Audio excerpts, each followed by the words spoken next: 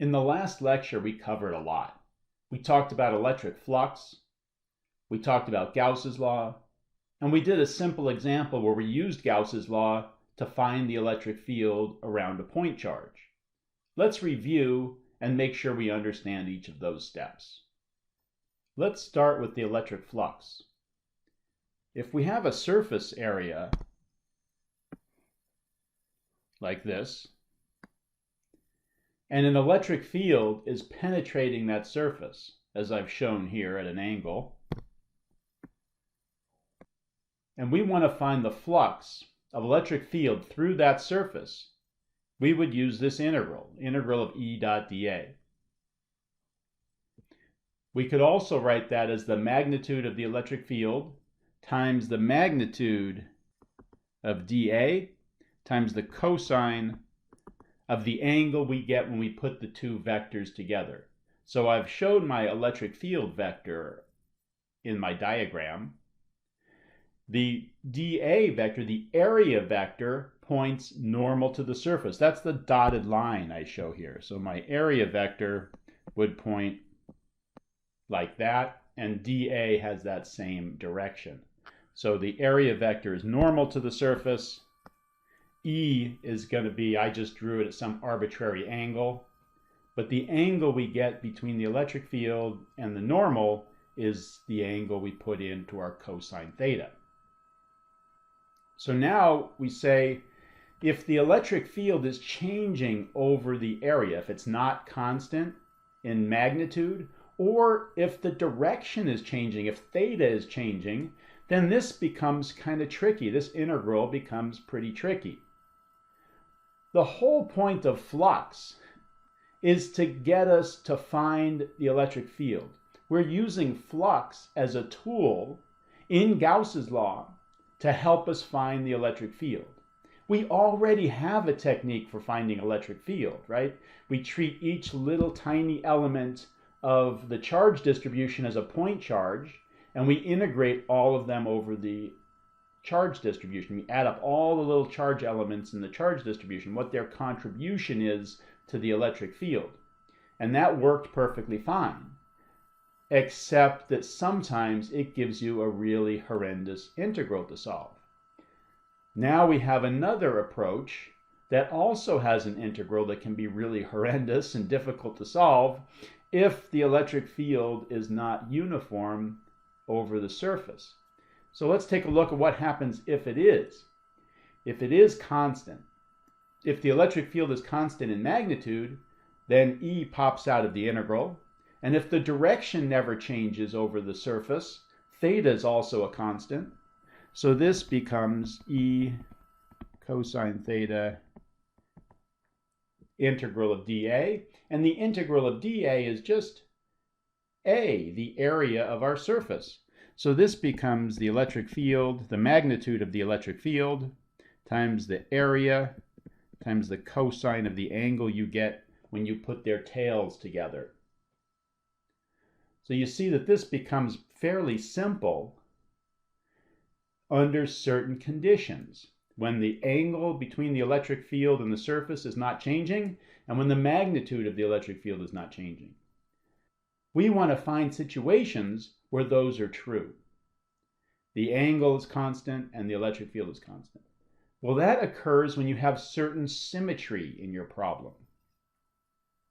So if we have spherical symmetry, if I have a charge distribution that's spherical,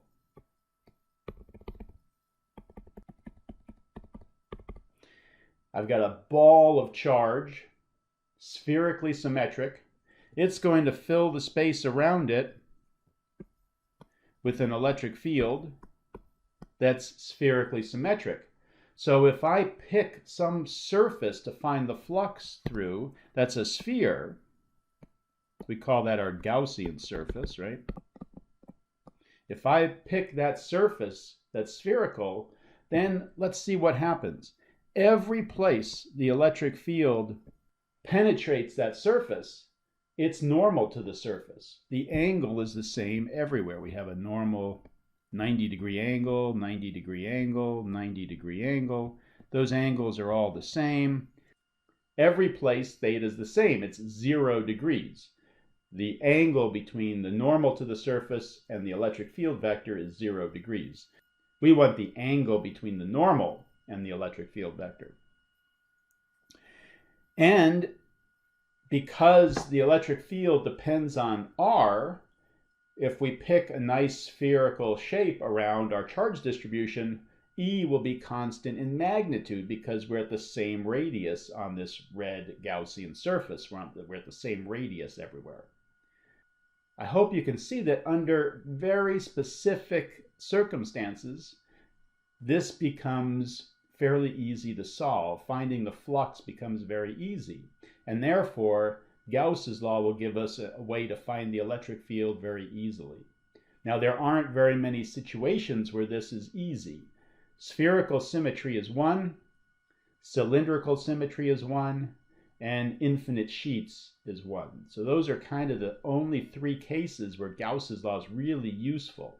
It's true all the time, but it only really helps us, gives us an easier integral to solve than we would with our other techniques in those 3 cases: spherical symmetry, cylindrical symmetry, or an infinite sheet of charge. Since we're talking about flux, let's talk about why we have seasons on Earth.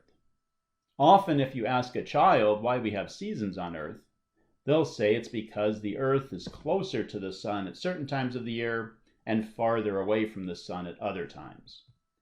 That's actually a logical explanation. If you've ever stepped up closer to a campfire, it's warmer, and you step farther back and you cool off a little bit. And if you happen to know that the Earth's path around the sun is not circular, it's elliptical, then that's a logical conclusion. The problem with that is that the Earth's orbit around the sun is barely elliptical. It's almost circular.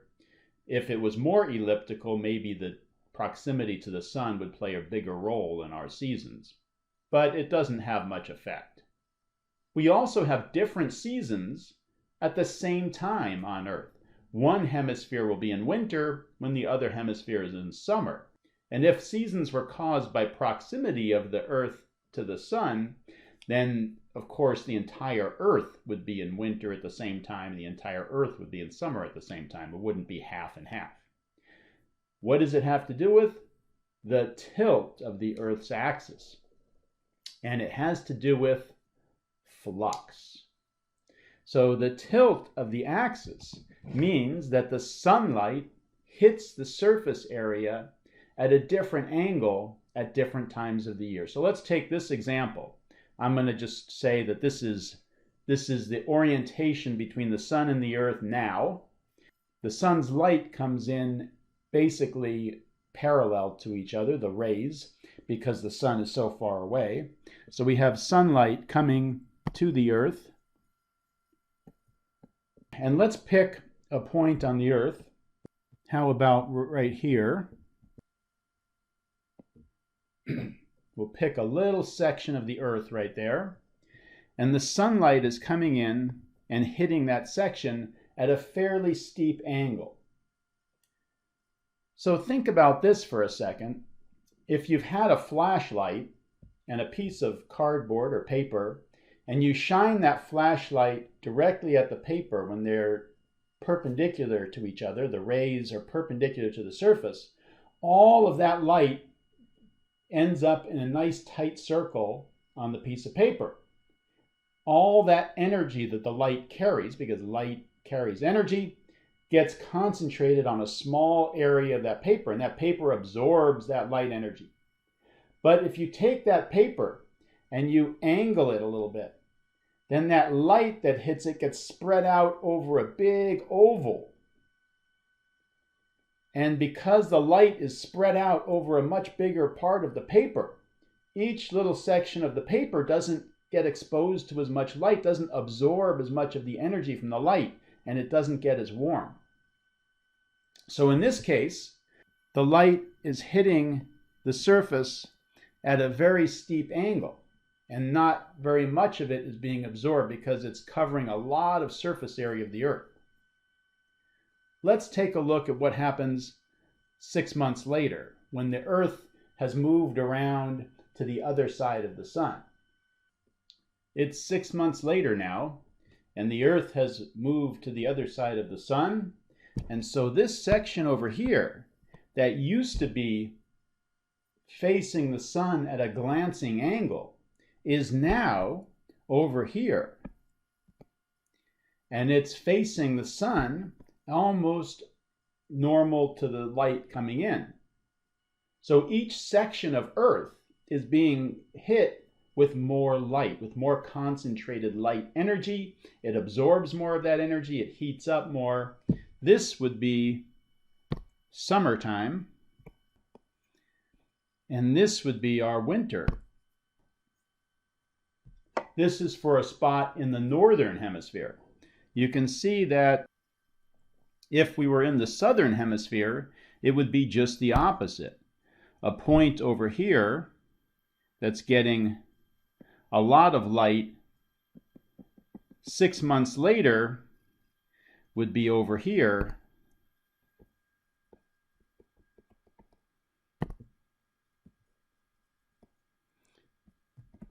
And not getting much light. So the northern hemisphere and the southern hemisphere, because of the tilt of the axis, have their summers and winters flipped from one another. And it all has to do with the light energy being absorbed by the ground. It all has to do with flux.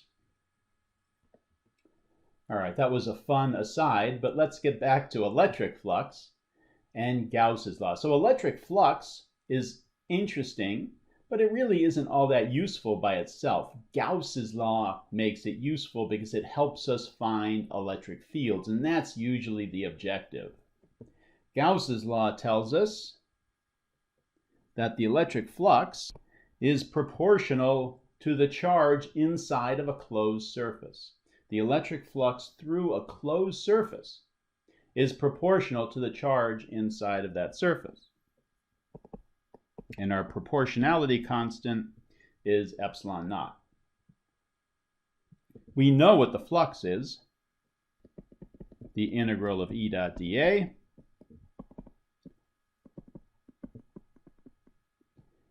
And so this provides that link between the flux and the electric field and helps us find the electric field in very specific cases. So Gauss's law is always true, but it's really only useful in a few cases. It only simplifies life for us in a few situations. One of those is spherical symmetry and cylindrical symmetry. And the last one is infinite sheets of charge.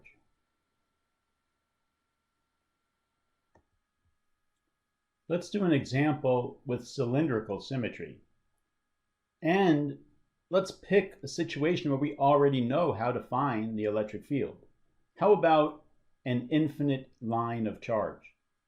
An infinite line of charge, we can do that using the techniques we learned in the previous chapter by integrating over the charge distribution.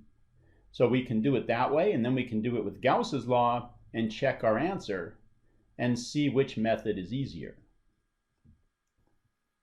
Let's take a look at why we have cylindrical symmetry. If we take a side view of our infinite line of charge, here's our line of charge. Let's just make it positive charge. And if we look at it from the side, the electric field is coming off like this. If we look at it from the end, if we rotate this by 90 degrees and we look down the end of the line charge, what do we see? There's our line charge. And we see the electric field lines coming out like this.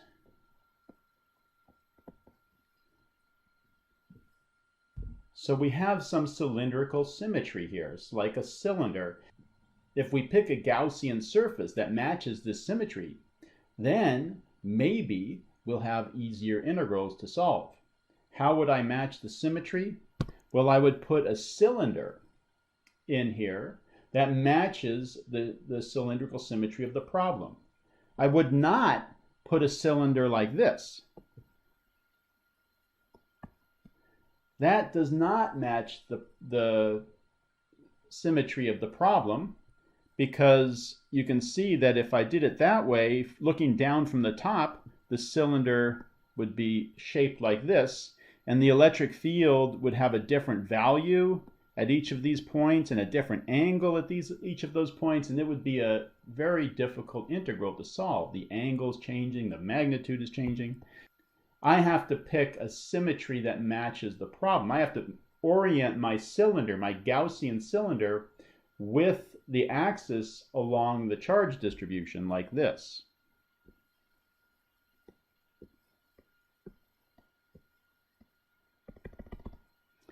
And if I look down from the top, what do I see? I see my Gaussian surface looking like a circle, the end of my cylinder. The idea is to find the electric field some distance r away from the charge distribution. We're just going to leave it as a variable. So if r is 2 meters, then we plug in 2 and we find the electric field 2 meters away from our charge distribution. If r is 104 meters, we plug in 104, we get the electric field at that distance away from our charge distribution. We want the electric field as a function of r at some distance r, any arbitrary r, from our charge distribution. So I'm making my Gaussian surface a distance r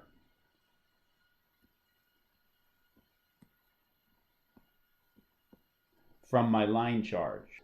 I want this imaginary Gaussian surface to be at the location where I want to know what the electric field is.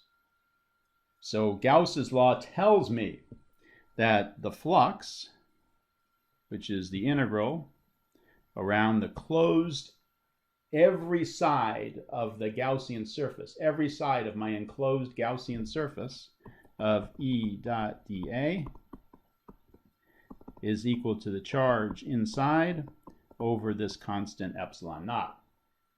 A cylinder has 3 sides to it. It has a top, it has a bottom, and it has this curved side. So I can split this integral up into 3 integrals. The integral over the top of E dot dA plus the integral over the curved side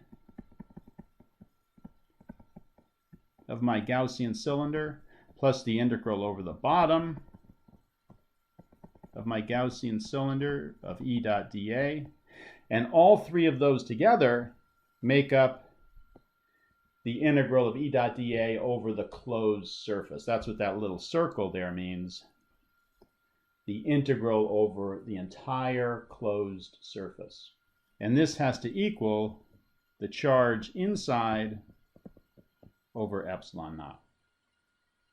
Let's take a look at each one of these. The top, we're looking at the electric flux through the surface that makes up the top of my Gaussian cylinder, through this surface up here. Well, you can see the electric field lines never penetrate that surface. They are parallel to the surface, or you could say the area vector would be pointing up and my electric field would be pointing horizontally, so there's a cosine of 90 degrees there between those 2 vectors. E parallel to A, so this is 0.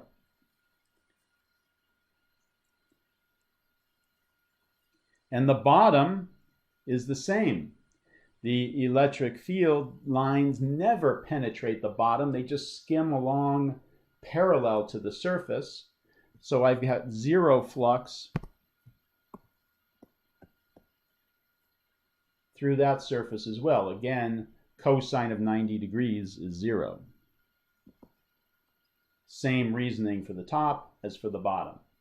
All I'm left with is the integral of E dot dA over the curved surface, the side of my cylindrical shape. Now if I go back and look at my drawings here from the top view, I can see that my electric field is always normal to the surface. So the angle between the area vector and the electric field vector is 0 degrees. The electric field points out and the area vector points in the same direction. So I get a cosine of 0 degrees there. And I've got my electric field is constant. And that just leaves me with the integral of dA, which is just the area. And so this is just E times the area of the side, right? The curved side of the cylinder, Q in over epsilon naught. And what is the area of the curved side of a cylinder? If we have a cylinder like this, and we cut it down the side and open it up, then this is the area of that cylinder. So it's the circumference of that circular end multiplied by the height of the cylinder. This is just going to be 2 pi r h, where h is the height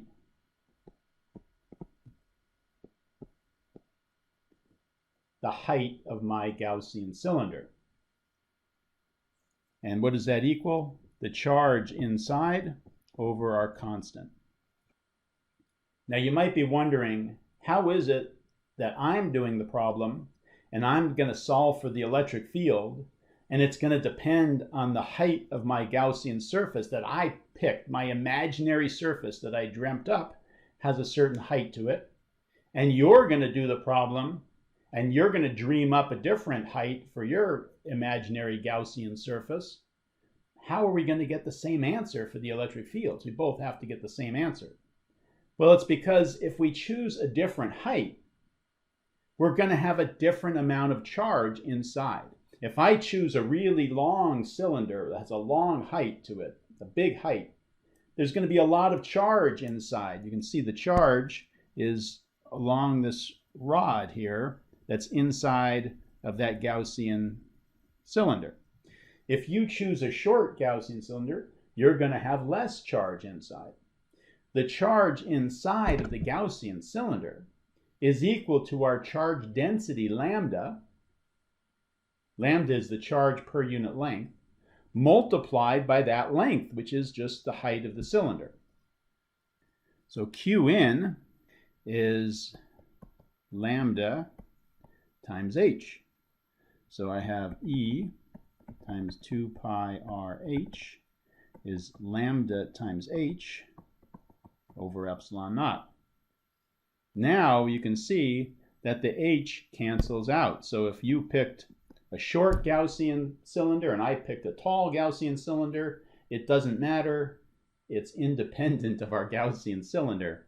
What it does depend on is r, which we want. We want that dependence to be in there. We want to find the electric field at a distance r away from our line charge. So the electric field is going to be 1 over 2 pi epsilon naught lambda over r. And remember, 1 over 4 pi epsilon naught is our constant k. So we could rewrite this as k as 2k lambda over r. This gives us the magnitude of the electric field. We go back and we look at our picture, we see that the line charge is positive, so the electric field points radially outward. So we could put an r hat or a radially outward. Now we can put r hat because we're in a cylindrical coordinate system. If I was using x's and y's, I would not write r hat there. That wouldn't make any sense. Use the coordinate system that makes the most sense for the problem. So go back and double check, do the integral using the previous techniques by integrating over the charge distribution from negative infinity to positive infinity, and see if you get the same answer.